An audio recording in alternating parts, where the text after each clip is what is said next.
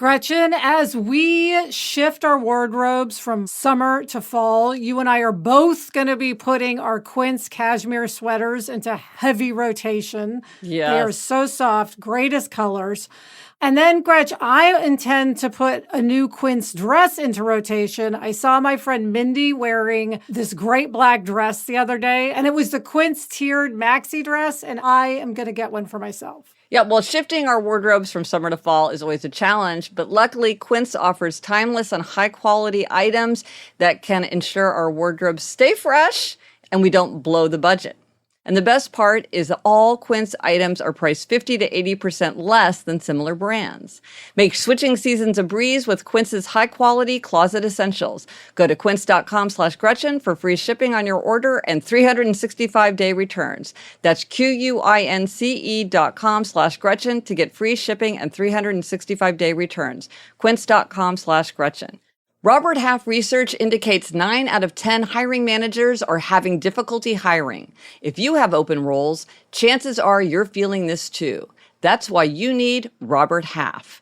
Their specialized recruiting professionals engage their skills with their award-winning AI to connect businesses of all sizes with highly skilled talent in finance and accounting, technology, marketing and creative, legal, and administrative and customer support. At Robert Half, they know talent. Visit roberthalf.com today.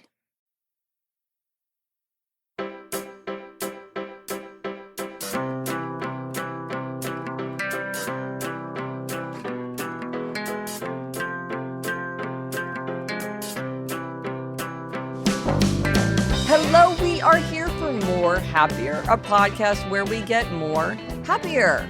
It's a weekend listen with a looser, more casual vibe. Hey, Elizabeth. Hey, Gretchen. Today we'll talk about a new mantra that's changing my life. And we'll explore various aspects of Elizabeth's exercise existence. But first, something making us more happier. Elizabeth, what is making you more happier? All right, Gretchen, there is a podcast that is making me more happier. You know, I love my podcast. Love a podcast. I love my Bravo/Housewife podcast. This one is really particularly making me happy. Oh. It is called Drama Darling. It's hosted by Amy Phillips. She talks about things on Bravo, mostly the housewives. She impersonates in a very funny way the housewives. They all love it. She has got such a nice energy. So it's not like a mean type of thing. She as a person just exudes like loveliness. And so I just so enjoy listening to it. She has a rotating group that she talks with. So I've gotten to know those people as well, all of whom I really like.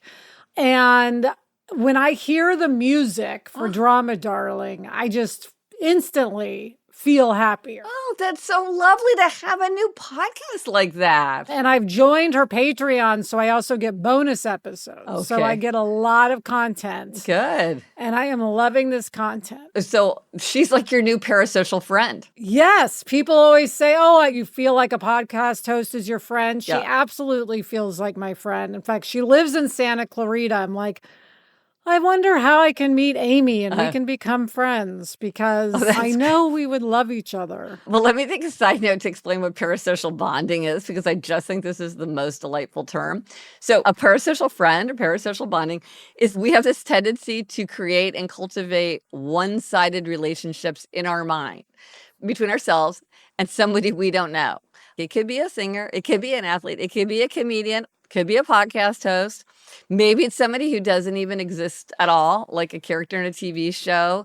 You feel like you're friends with Rachel from Friends or something. And what's interesting about this is that it used to be that they thought that these kind of relationships for people were kind of a symptom of isolation or anxiety or loneliness.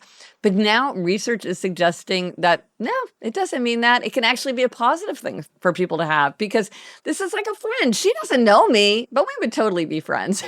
Yes. Well, it kind of reminds me, Gretch, of how sometimes listeners will tell us that if they're nervous on a plane, Yeah, exactly. they'll listen to our Yes. podcast and it makes them feel comforted and calm. Right. That's the same kind kind of thing. Yeah, well, and it's also nice. The thing about a podcast like that is if you need a boost, you know you can go there and get it. You know Yes. what you're going to find. So here's my question about the Real Housewives universe. So are some of them, because you listen to many, I know, is that, and it's interesting to me that you never have your fill. That's the best thing No, about I like a don't. passion is there's never enough. Are some of them snarky, biting, and funny in that way? And then some are more like gentle? I mean, look, there's always a snarkiness involved, but I think it's just the people are just different, varying levels of snarky themselves. And look, I can love that. I also love Bitch Sesh, as you know, hosted by Casey Wilson and Danielle Snyder. I absolutely love it. The thing that's funny about that one is the way they invoke super serious language. Yes. They have a very particular kind of funny tone to it. Like, I don't even know anything about the Housewives, but I've listened to that podcast a few times just because you love it so much. And I find it funny, even though I have no idea what they're talking about, because it's just funny. Yes. So it's a range depending on who's hosting it. I mean, if an actual housewife is hosting it, it tends to be a little bit, I'd say, have a little more edge, but then also it may have a little more empathy toward the housewives too. Yeah. But it's just liking the people who are talking. Yes. I mean, that's what it's all about, Yeah. right? It's just liking whoever's talking. 100%. I just happen to love Amy Phillips. And Yeah. you know what I mean? I just think she's fantastic. That's so fun. Your new parasocial friend. Yes. I think some people feel this way about Smartless, the podcast Smartless, which I also really like. That's the podcast hosted by Will Arnett, Jason Bateman, and Sean Hayes. And I think people feel like that. They just like being with those guys. Yeah. No, it is. It's fun. That's part of what's fun about being on a podcast is it really is more like hanging out with somebody than watching a video of them, even reading something that they've written. Yes. So it's interesting. Yeah. How about you? What is making you more happier? Okay. So, Elizabeth, the other day we were on the phone and I was kind of on a bit of a rant where I was saying to you, scheduling. Scheduling is the bane of my existence. If there's anything that every day drains me and irritates me, it's scheduling. I feel like I spend a huge percentage of my day, like just looking at my calendar, looking at this. Somebody sends me an email. I have to schedule it. Even a friend will be like, oh, do you want to do something fun? And I'm like, oh my gosh. And I've got to look at my calendar. So often things conflict with each other. And then I have regret because I want to do this, but I can't do that. Or maybe I can move it. Blah, blah, blah, blah, blah. So I was ranting to you and you were being a very sympathetic sister. So thank you. But after we had that conversation and thinking about it, and I was like, no, reframe, right? If you've taught me one thing, my sister this age, it's reframe. And this is my new mantra. And it's already made a huge difference to me. My mantra is scheduling is life. This is what life is. I live by my calendar. Every day I live by my calendar. My calendar is my life. Everything that's important to me, I make sure that it's on the calendar so that I make sure that it gets done. And so I cannot resent my calendar for being what it is because it is my life. And so now when I'm really annoyed, I just say scheduling is life. It reminds me of if you can't get out of it, get into There it. you go. Exactly. I can't get out of scheduling, so I might as well embrace it. It's funny. So we always say with reframing that the uncanny thing about reframing is you think, how can just a change in your mind change your experience when whatever the experience is the same? It just feels like it is what it is. And you can say glass half full, glass half empty. How much difference can that really make? But it is true that with reframing, it really changes the experience. Well, and if you don't have the resistance to it, it just makes it all go easier. Well, I hadn't even thought about that, but that's true because instead of being like, oh my gosh, rolling my eyes, feeling like this is a waste of time, I'm dribbling my life away with clicking on, clicking off. I mean, you remember, it took me forever even to move to a digital calendar. I was like back on the Filofax until quite recently. But you're right. It's just I'm less drained by that daily work because I've reframed it as being a much more positive reflection of my activities rather than feeling like, oh, this is a burden. This shouldn't be necessary. I resent this. This is a waste. It's just like, no, this is me making the life that I want for myself. And the way it works for me is through scheduling. Yes. You love having things on the schedule. I do. Yes. And I want a schedule. So Yes. scheduling is life. All right. I like it. Scheduling is life. All right. Coming up, you're going to ask how something's going for me. But first, this break.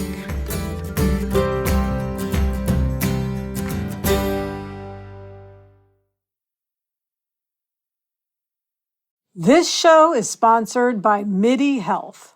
There are great things that come with age, wisdom, experience, a love of gardening and holiday decorations, to name just a few. But if you're a woman over 40, it can also bring some less desirable things: hot flashes, insomnia, brain fog, moodiness, and weight gain, all symptoms of menopause and perimenopause. I have friends of all ages, and I have been hearing about these symptoms for years. Yes, hormonal transition is a fact of life, but that doesn't mean you have to accept its symptoms as just another part of aging. Midi clinicians are menopause experts equipped to support you with safe, effective, FDA-approved medications, as well as lifestyle coaching and preventative health guidance. All their services are covered by insurance, and they're conveniently accessible through telehealth visits and 24/7 messaging. You deserve to feel great.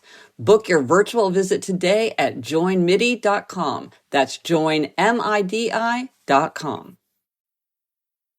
So listen, I've been meaning to ask, how is Orange Theory going for you? Because I know you really committed to it up front, and we went on that hiking trip. And so that was a big disruption to your routine. You were having trouble sort of getting back into it. How's that going for you? Yes, I gave myself a demerit recently Yep. for not being on my Orange Theory game. Because, I did commit to doing 50 Orange Theory classes this year. Yeah. And I got a late start in the year because I was sick. Yeah. So I'm happy to report, Gretch, that I am back on my Orange Theory game. Okay. I have been going at least twice a week. Wow. I'm even gone 3 times a week. Wow. What's interesting about it is I think the hot weather here actually helped. Oh. Because, I do kind of a combination of Orange Theory, hiking, and my once a week strength training. And for a couple weeks, it was over 100 here, even up to like 113. It was just too hot to hike. Sure. Yeah. So in wanting to get my exercise in, I had to do Orange Theory. Right. Because it's inside and has a lot of air conditioning. So you were doing less Fryman Canyon and more Orange Theory. Yes. And so what's good about that is because Orange Theory is really hard, it's that thing of once you stop doing it, it's hard to get back into it. Yeah. But now that I'm back into it, my mind has adjusted. And what I have found, which will not surprise you, is if I have in my mind, okay, I should go Tuesday evening, I just have to sign up for the class. Yes, there you go. And know that I'm just going to go whether I want to or not. Scheduling is life, baby. Scheduling is life. Scheduling is life. And so once I'm there, even if I don't want to be there, I don't feel like doing it, my mind is so taken up with like keeping up, following the exercises, keeping track of where I am, checking my numbers, that the time just goes very quickly. Well, I think it's probably designed to be like that. 100%. And it's very effective for that. But this is a good thing to remember generally, because I remember when I was taking the bar exam, which was truly one of the most horrible experiences of my life. I was dreading it. I had to go to Albany to take it. I'm in the hotel room. I'm full of dread. And I couldn't wait for the bar to start, because I'm like, once I start taking the exam, I'll be so focused on just taking the exam that I won't have a negative emotion. I would be in that flow state. I won't have any negative emotions. And I often say this to Eliza and Eleanor. I'm like, you may be dreading something, but remember, once it starts, you probably will be so preoccupied with just managing the experience that in the moment, it will not be bad. Yes, you're feeling bad in anticipation, and that's real, but don't think that it's going to get worse and worse once it actually starts, because like you say, once it starts, you're so busy just dealing with it that it becomes a different kind of situation. Yes, exactly. So I am pondering, this year I had 50. I am pondering for 2025 doing 100 classes. Whoa. Which is really only 2 a week. But if you have to miss a few weeks for whatever reason here and there, then it starts becoming more. But I like it enough that I am thinking about making it 100 because I know if I put that number on it, I will doggedly pursue it. Well, what if it's 75 because then it's 50 plus 25 for 2025? Oh, interesting. Maybe I will do 75. But here's another thing, though, that is interesting about what you said is, one of the things that I wrote about in Better Than Before is this idea that starting over is hard. Yes. People a lot of times think, oh, starting is the hardest thing. But actually, I find that for most people, starting over is harder. There's kind of an energy to like, oh, I'm going for the first time or I'm launching this thing. But then you kind of have this discouraged feeling of, I kind of have fallen away, or I didn't get back on track right away, or maybe I've lost progress. Maybe I was doing it better and now I'm not as good as I was. First of all, you wanted to start, then you got sick. So then you kind of had to start again psychologically. And then because of the trip, you had to like get back into that routine. Whereas if you'd never left, you wouldn't have had that. And so I think it's just good to be aware of that. I remember with my yoga instructor, when people would take a long break, he wouldn't let them say, okay, take me out of the schedule. I'll let you know when I'm back in town. He would say, no, no, no, no. You're going to be back in September. I'll cancel this week, this week, this week, this week, this week, blah, blah, blah. But on September 1st, I'll expect to see you at 2 p.m. unless I hear otherwise, so that people didn't have this feeling of starting over. They could just let it float away. Right. It was just like, no, you haven't really stopped. You've been away. You're still in this. You don't have to start over. And I thought that was psychologically very astute. Yes. So hopefully this will just continue. And at some point, I'm sure I'll go through the exact same cycle, but hopefully get back on the horse when that happens. Well, for the spotlight on the tool, Elizabeth, this is a great segue because I want to mention the Happier app, which has the Don't Break the Chain tool on it, which works for many people. I think you are monitoring, you're monitoring Fryman Canyon. Are you monitoring also Orange Theory on the app? No, I'm monitoring my weight every day on that. On the Happier every app. morning on the Happier app, I do the Don't Break the Chain for my weight, which I love doing. I know it's not for everybody, but for me, it is amazing. Well, in the Happier app, what I see is that while no one tool works for everyone, a very popular tool is the Don't Break the Chain, because keeping streaks works for a lot of people and people love to keep their streaks. So we have a new feature in the Happier app where it will display your longest streak. It could be 30 days, it could be 300. And so watching the number grow is a great way to stay motivated for a lot of people as you're working on a habit. And so app users can log in. You can find this feature on the home screen. And if you want to check it out and explore more, visit thehappierApp.com. There's a lot there. Yes. And all the people who love their Wordle streak will love this. This is exactly right, because we love our streaks. Yes. All right, Gretch, coming up, there's something a listener has been meaning to ask me. But first, this break.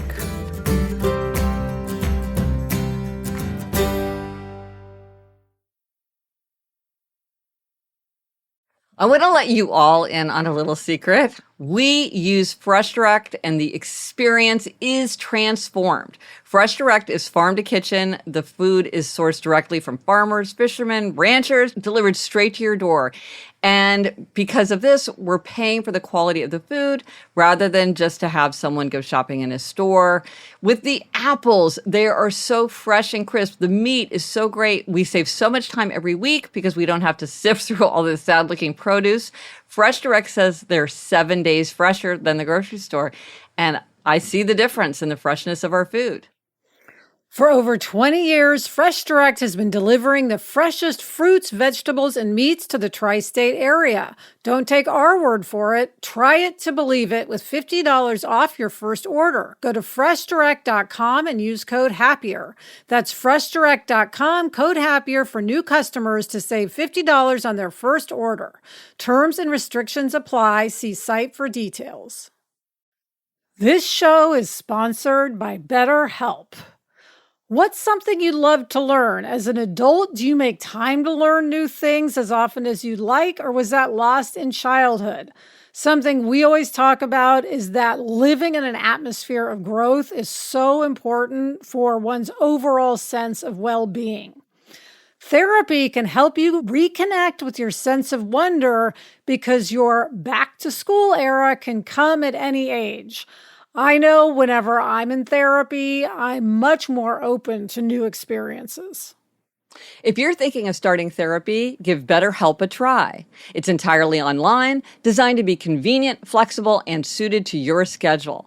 Just fill out a brief questionnaire to get matched with the licensed therapist and switch therapists anytime for no additional charge. Rediscover your curiosity with BetterHelp. Visit betterhelp.com/GretchenRubin today to get 10% off your first month. That's BetterHelp, HELP.com/GretchenRubin. This message is sponsored by Greenlight. A new school year is starting soon, and personally, I cannot believe I have a ninth grader on my hands. If you're a parent, you want to make sure this new school year is an opportunity for your kids to learn important life skills and continue building independence. For that, I recommend Greenlight. Greenlight is a debit card and money app for families where kids learn how to save, invest, and spend wisely, and parents can keep an eye on kids' new money habits. Jack took his Greenlight card to Japan this summer, and it was so great that he had the independence to spend, but I was able to see what he was buying. And if you want even more out of Greenlight, you can upgrade to Greenlight's Infinity plan. Greenlight Infinity includes the same access to financial literacy education, plus it has built-in safety to give you peace of mind. Sign up for Greenlight today and get your first month free when you go to greenlight.com/happier. That's greenlight.com/happier to try Greenlight for free. Greenlight.com/happier. Okay, Elizabeth, this question is very much related to your discussion of Orange Theory because it's about Fryman Canyon. So Catherine asks, how far is Elizabeth's regular Fryman Canyon walking route? How long does it take? Every time I hear about it, I find myself trying to picture it.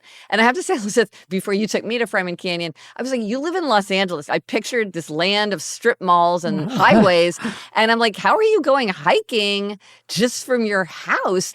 Paint a picture for people who do not know Los Angeles of what Fryman Canyon is like. How long does it take you? How long is it? And how does it happen to be right there in this middle of this huge metropolis? Yes. Well, a great thing about Los Angeles is we have lots of hikes in the city. Surprising. Runyon Canyon is another famous one that everybody loves. Griffith Park, there's lots of hiking, partly because we have these canyons, because we have the big hill between San Fernando Valley and LA.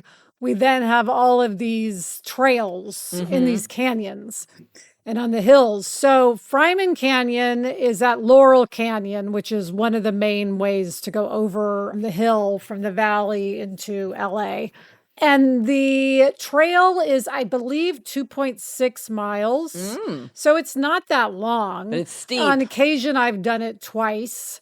Now, yeah, as you know, Gretchen, it starts with a really big hill. Yes. And one thing I like about it is that the worst part is at the beginning. Right at the beginning. Once you're up that hill, Yes. yes, there's more hill, but really that is the hard part. Then you can just relax and enjoy yourself a lot more. And it takes an hour. I mean, if I do it by myself and I'm really trucking, I could do it, in 40, 45 minutes. But if I'm going with a friend, it's usually an hour. Officially, I looked up how long it takes on average, and it was an hour and 13 minutes. Now, I will say there's also kind of like once you come down the main trail at about 2 or less than 2 miles in, you can go on another trail that we call the rainforest, which if you go and follow that will end up being about 5 miles. And it's a lot more challenging. That's where, though, after a rain, I have actually slid into a mud pit. Oh, wow. We have had some minor injuries in our group because people have fallen. So it can get a little treacherous. Okay. The nice thing about Fryman Canyon also is that a lot of it is just very well trod road. Yeah. So it is not like hiking in a trail and you're being brushed by branches. Right. It's open. open. Like a fire road type Yeah. thing. But you will see rattlesnakes. I've seen rattlesnakes. I've seen coyotes. It is nature. Right. Make no mistake. It is absolutely nature. It's nature, but also when you look out, you're seeing The city. houses. Yeah, now the city is right there. Yes. So it's this interesting thing where it is a hike, but it is right in the city. It's not like, oh, you're gazing around and there's not a sign of civilization. You're surrounded by Right. signs of civilization. Well, and the funny thing is, I mean, sometimes, the parking lot may have 20 cars waiting to park. It can be a total zoo. It can be like not what you think of when Yes. you think of going somewhere for a peaceful hike. Yeah. But then again, I love the glamour of LA. And Yes. so I love that on this walk, I walk right by George Clooney's house. Well, and Alyssa, you've had celebrity sightings in Fryman Canyon. Oh, for sure. Many. The most common one is I see Lisa Rinna, who's a former Beverly Hills housewife, all the time, and her husband, Harry Hamlin, for those LA Law fans out there.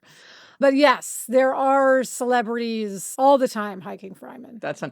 Well, it's funny because I remember one time a listener said, Gretchen always refers to her walk through Central Park as a walk, and Elizabeth refers to her walk as a hike. And I think they were saying, I'm not giving myself credit, sort of being more casual about what I'm doing. I'm not. And I'm like, look, if you compared what Elizabeth does and what I do, I'm going for a walk, she's going for a hike, because I am walking through gently rolling hills, but it's basically flat.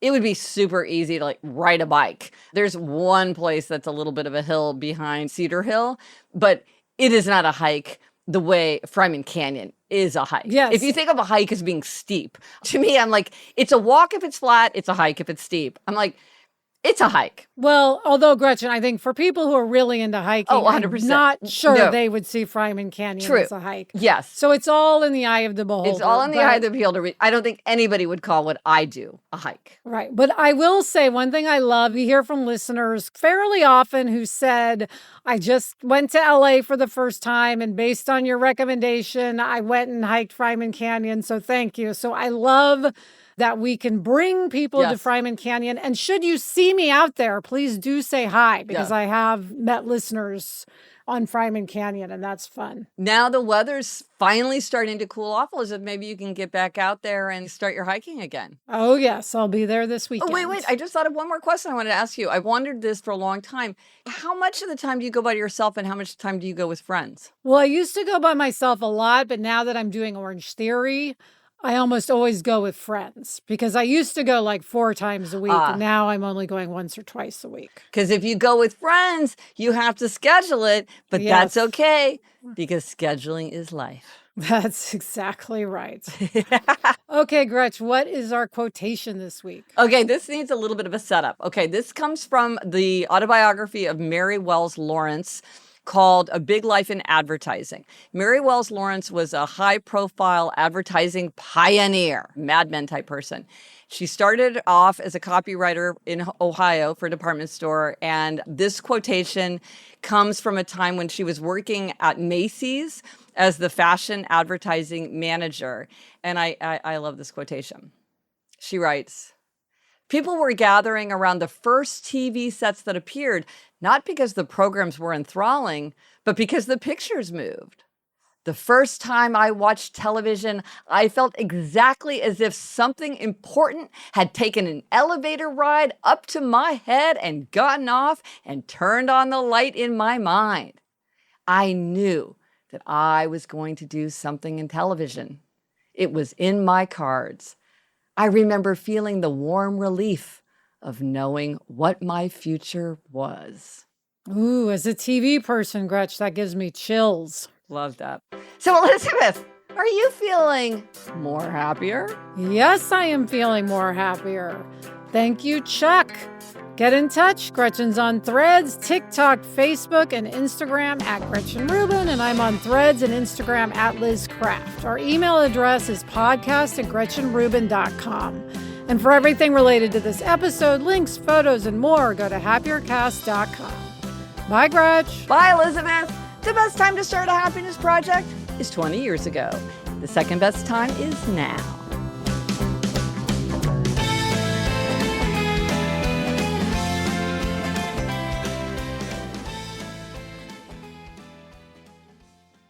So, Liza, talking about Fryman Canyon made me realize it has been a while since I have come to visit you, and we've been in Fryman Canyon. I am overdue for a visit. Yeah, you are. We have to do Fryman Canyon. You've said that you would very nicely help me with my office clutter, Yes. which, by the way, I said I was going to have my treadmill disc totally cleared off by Labor Day, which I did not do, although I have made progress. I cannot wait to get my hands on it. You know me.